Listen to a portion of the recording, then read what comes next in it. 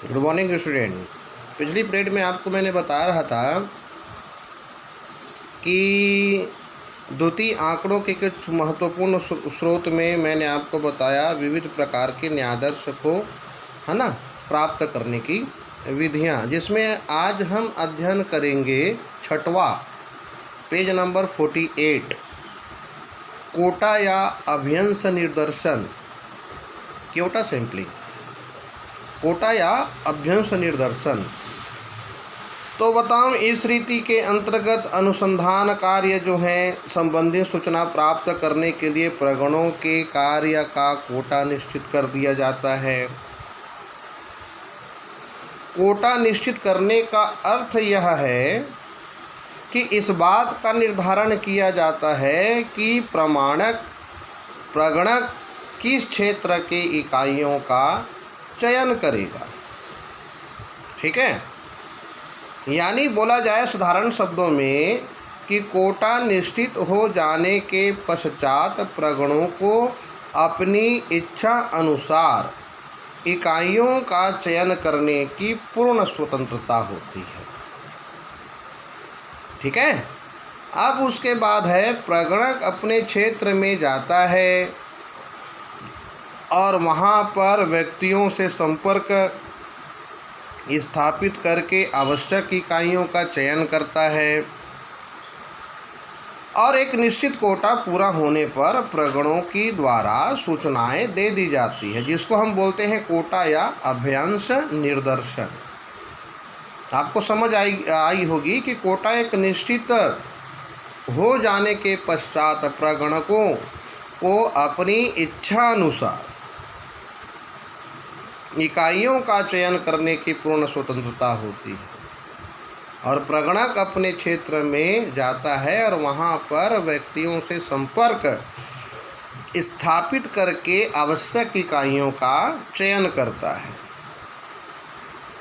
निश्चित कोटा पूरा होने पर प्रगणों को द्वारा सूचनाएं दे दी जाती है। और सातवां आता है सुविधाजनक निर्दर्शन।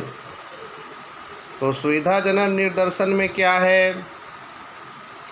इस रीति के अनुसार अनुसंधानकर्ता अपनी सुविधा के आधार पर समग्र में से इकाइयों का चुनाव करता है तथा जांच करता है। जैसे उदाहरण के स्वरूप देखते हैं, जैसे छात्र छात्राओं को स्कूल से भागने की प्रवृत्ति का अध्ययन करने के लिए अनुसंधानकर्ता उन्हीं स्कूलों का चयन कर सकता है जो उसके आसपास में हों,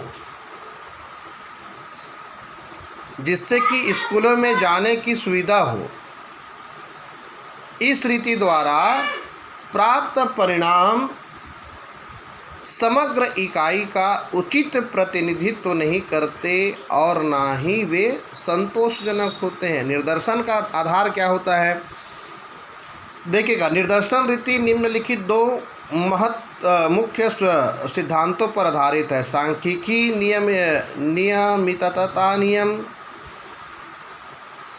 दूसरा है महांक जड़ता नियम।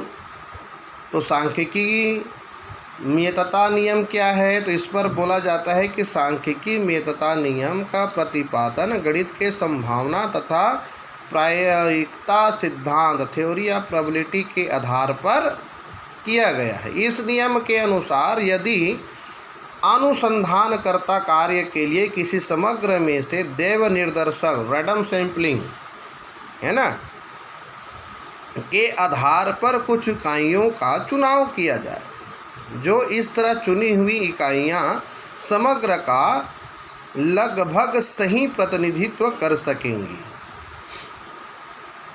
ठीक है, अर्थात यह सिद्धांत यह बताता है कि चुनी हुई इकाइयों में वही विशेषताएं होंगी जो समग्र में विद्यमान हो। तो नियम की उपयोगिता में क्या होगा? नियम की उपयोगिता में पहला आता है आंतरगणन या बाह्य गणन द्वारा अनुमान लगाने के लिए सांख्यिकीय मितता नियम के ही प्रयोग में लाया जाता है। दूसरी चीज़ है बीमा कंपनियां जोखिमों का अनुमान इसी नियम के अनुसार लगाती है। कौन कौन?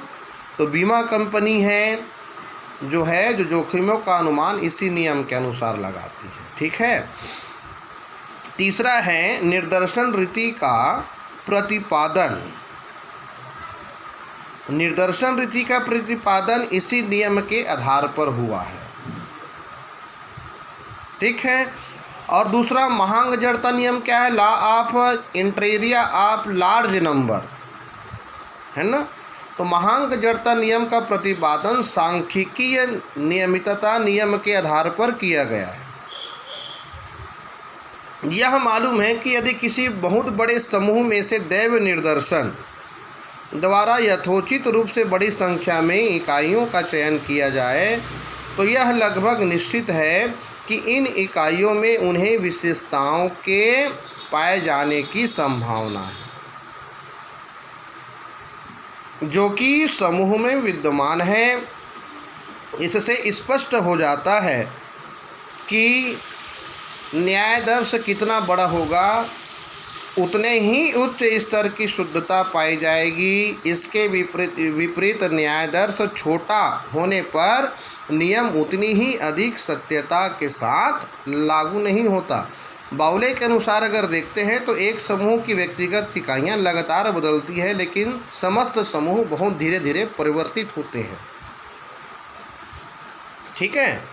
तो इस प्रकार से मैंने आपको बताया आज कोटा या अभ्यांश निर्देशन, महांक जड़ता नियम, निर्देशन के आधार, सुविधाजनक निर्देशन। ठीक है। अब है ना, उसके बाद रहेगा अल्पांक दृढ़ता नियम, सांख्यिकी त्रुटियाँ, और तो सांख्यिकी त्रुटियों के साथ साथ गैर निर्देशन त्रुटियाँ। तो मैं चाहूँगा आप इसको पेज नंबर 49 आप पढ़ सकते हैं क्योंकि इसमें केवल थ्योरेटिकल पार्ट है। ठीक है। तो पेज नंबर 49 आप पढ़ेंगे और पढ़ने के बाद मुझे स्पष्ट करेंगे। और साथ ही साथ आप लोगों का टेस्ट भी होना है, तो टेस्ट में पहला ही चैप्टर आएगा, तो इसलिए आप अच्छी तरीके से अध्ययन करेंगे और ध्यानपूर्वक आप टेस्ट को दिलाएंगे, ऐसी मैं अपेक्षा करता हूँ। आपको शुभकामनाएं।